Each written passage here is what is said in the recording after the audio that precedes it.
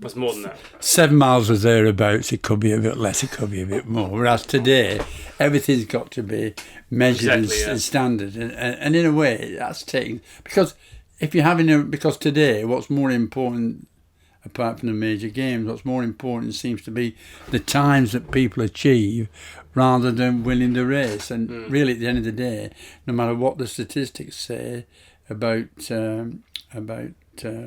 ranking lists, in the major games, you have to do it on the day, and you could win in a slow time.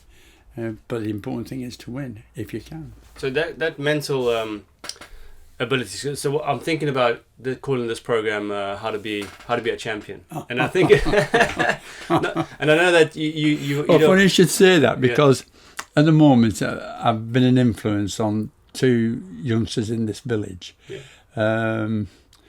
One is now at Leeds University, called Callum Wilkinson. I'd like to think I helped him towards a World Junior Championship in 2016, along with a lot of other people. I was part of his team. I've lost the track of what I'm saying now, Clint. Well, it's about being a champion. Oh, yeah. And I've lost the track. So, but I want to know how do you think that you influenced Callum?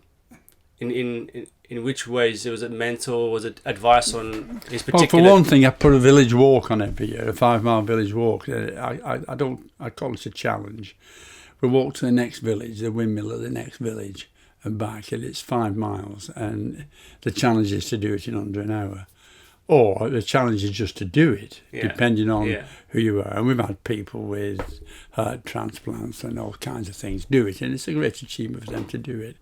At the other end of the scale, we've got people like Callum who buzz around in about 34 minutes. So how did I help him? Well, first of all, by giving him the opportunity to see race walking. I saw race walking because I'd gone to see the great Emile. Callum did it because there was this village walk every year.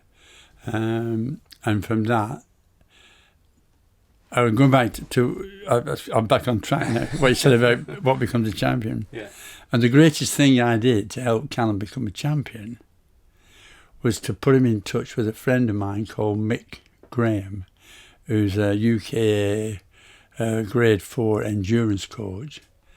Because although I was a champion and I knew I worked very, very hard, I couldn't teach what I did, but Mick could. So all I've done for Callum is be his friend. Put him in the right place. Introduce him to the right people. So